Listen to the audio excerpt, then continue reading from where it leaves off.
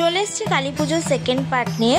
মানছি একটু লেটে এসেছি, কারণ এডিট করতে তো টাইম লাগে, এডিট করার সময় পাচ্ছিলাম না, তো তার জন্য একটু লেট হয়ে গেল।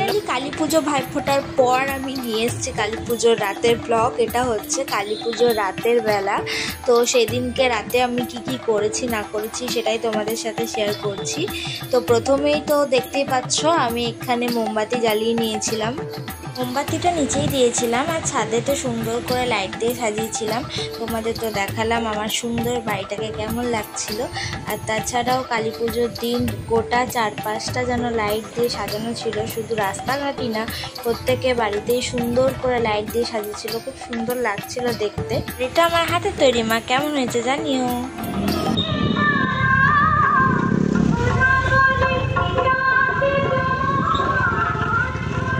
রাস্তাঘাটেও খুব সুন্দর লাইটিং করেছিল। এগুলো হচ্ছে রবীন্দ্রপল্লী কালীবাড়ির লাইটিং, খুব সুন্দর করে প্রতি বছরই।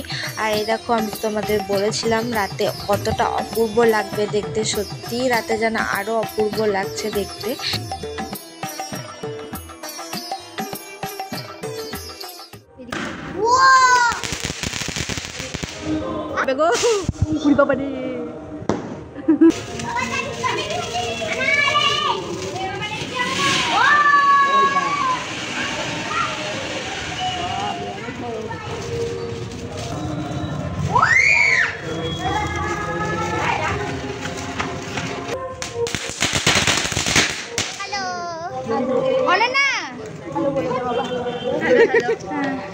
আমরা ঠাকুর দেখতে চললাম, হ্যাঁ ঠাকুর দেখতে যাচ্ছি।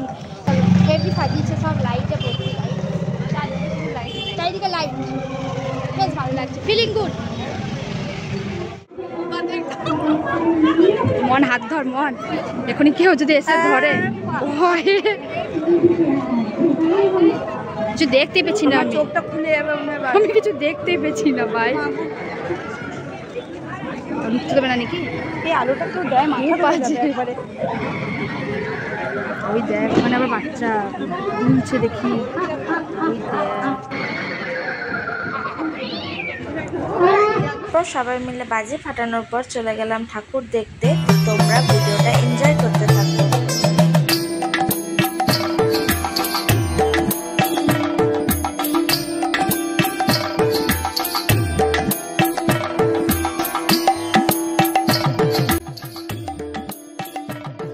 ঠাকুর দেখে খিদে পেয়ে গেছিলো, তাই খাবার আমাদের কাছে জোটেনি। অনেক ভিড় থাকার কারণে আমরা এই কোল্ড ড্রিঙ্কস খেয়েই বাড়ি যাচ্ছি।